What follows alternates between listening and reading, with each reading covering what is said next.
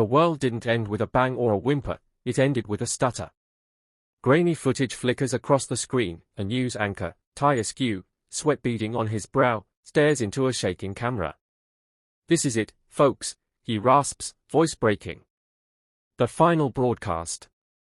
If you're still out there. God help us all." The feed cuts to a wide shot, a cityscape swallowed by chaos. Skyscrapers gleam with jagged ice, their glass facades shattered like broken teeth. Sand dunes choke highways, glowing faintly under a blood-red sky streaked with unnatural lightning. A deep voiceover rumbles, "They said they could fix the planet. They said they'd stop global warming. But what they did was break the world." This is 2070. Welcome to the wastes.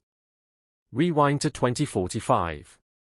Earth was a pressure cooker, coastal cities drowned under rising seas, wildfires painted the horizon orange, and heatwaves turned asphalt into tar pits. Humanity was desperate, teetering on extinction.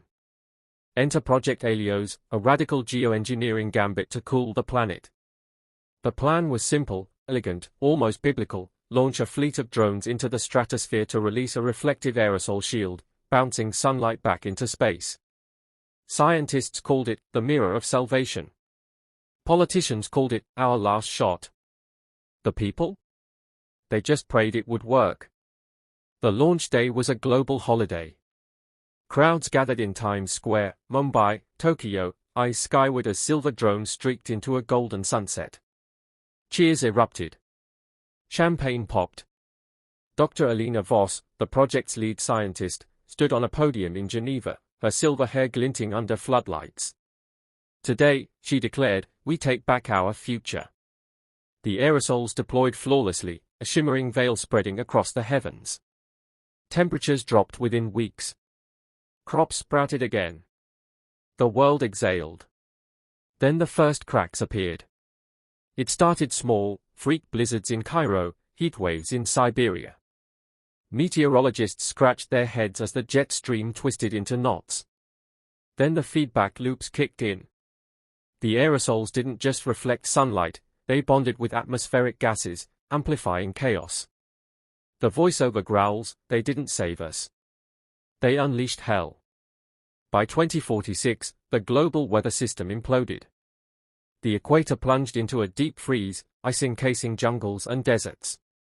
The poles melted into steaming swamps, methane bubbling from permafrost. Monsoons drowned the Sahara, tornadoes shredded the Amazon, and a toxic fog, later dubbed the Veil, rolled across continents, choking out life. Billions died in the first year. Cities became tombs, New York a frozen mausoleum, Dubai a sandblasted ruin. Survivors fled to HAB zones, shrinking pockets of livable land guarded by militias and scavengers. The voiceover whispers, "We thought we could play God. Now we're just rats in a cage." Fast forward to 2070. A lone figure trudges through the wastes, a lawless expanse of shattered cities and mutant storms. Meet Kael Voss, 38, a scavenger with a cybernetic arm humming faintly under his tattered coat. His face is a map of scars, eyes hollow but sharp. He narrates in a gravelly drawl, "Used to be a mechanic. Fixed things. Now I just pick through the bones of a world we broke." His arm, a relic of pre-catastrophe tech, clicks as he adjusts a cracked oxygen mask. The veil's poison lingers in the air. Without filters, your lungs rot in days. Kael's camp is a rusted shipping container perched on a cliff overlooking a frozen jungle. Inside, a flickering holomap tracks storm patterns, his lifeline for scavenging runs. Tonight, he's after a downed drone rumored to have crashed in the Frostbelt, a stretch of icy wasteland where the Congo used to be. "Tech's worth more than gold out here," he mutters, slinging a rifle over his shoulder. Keeps the filters coming. The trek is brutal. Glowing sandstorms whip across the ice, visibility dropping to zero. Kael's boots crunch through frost-crusted vines as eyeless creatures, mutated remnants of wildlife, skitter in the shadows. He reaches the crash site, a drone half buried in a snowbank, its hull scorched. But as he pries open its cargo bay, he finds something else, a data vault, its screen glowing faintly. He plugs it into his arm's interface, and a voice crackles to life. "If you're hearing this, there's still hope. It's Dr. Alina Voss, his mother. Kael freezes, breath fogging the air. Her hologram flickers, older, gaunt, eyes wild with desperation. We miscalculated the feedback loops, she says. The aerosols, they are self-sustaining now. But there's a failsafe. A signal to shut it all down. The Nexus, it's hidden in the Veil's core, coordinates 13.5 north, 50.2 west. If you can reach it, you can stop this. The recording cuts out, static swallowing her final words. Kael stares at the vault, heart pounding. Alina died, or so he thought, in the catastrophe's first wave, evacuating a research station in Greenland. He was 13, left behind in a crumbling hab zone. You abandoned me, he growls, slamming a fist into the ice. Now you want me to fix your mess. But the coordinates burn into his mind. The Nexus. A chance to undo it all. He needs a crew. Kael tracks down Mira Chen in Hab Zone 7, a crumbling outpost on the edge of the frost belt. She's a rogue meteorologist, 29, with a shaved head and a tablet grafted to her wrist, endlessly decoding the weather's new rhythms. Patterns, she says, tapping the screen. There's logic in the chaos. I can get us through the storms. Her eyes glint with something unhinged, obsession, maybe madness. Kael doesn't trust her, but she's the best storm reader alive. Next is Jax Toro, 45, a hulking ex-soldier holed up in a bunker near the melted Arctic coast. His face is a mess of burned scars, voice a low rumble. Lost my squad in the Veil, he says, polishing a plasma rifle. Heard their screams for weeks after they were gone. He's haunted, but his firepower's unmatched. Kael offers him a deal, help me reach the Nexus, and maybe we shut down the nightmare for good. The trio sets out in a patched-up rover, its solar panels flickering under the red sky.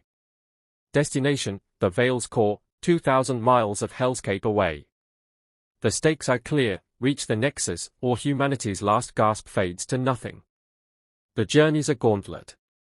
Day 1, a crimson hurricane slams the rover, hurling it into a ravine. Mira's quick thinking, reading wind shifts, saves them, but the vehicle's barely limping. Day 3, they hit the sand sea, a desert of glowing dunes where the Veil hangs thick. Jax spots movement, mutant raiders, their bodies warped by radiation, riding skeletal hoverbikes. A firefight erupts, plasma bolts lighting up the fog. Kael's arm whirs as he grapples a raider midair, snapping its neck. Keep moving, he shouts. By day 7, the Veil's effects deepen. It's not just fog, it's alive, a sentient haze born from the aerosol's mutations. Whispers echo in their heads, you'll fail. You're nothing. Give up. Jack starts hallucinating his dead squad, clutching his rifle like a lifeline. Mira's tablet glitches, showing impossible forecasts, raining blood, stars falling. Kael grits his teeth, ignoring the voice that sounds like Alina, you weren't enough then. You won't be now. They reach the Veil's core, a glowing spire piercing the fog, the Nexus. It's a fortress of pre-catastrophe tech, humming with energy. Inside, consoles blink, a central orb pulsing like a heart. Mira deciphers the controls, it's a kill switch. One signal, and the aerosols collapse. Kael nods, reaching for the activation panel. Then Mira turns, pistol drawn.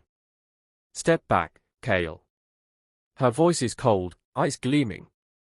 We're not shutting it down.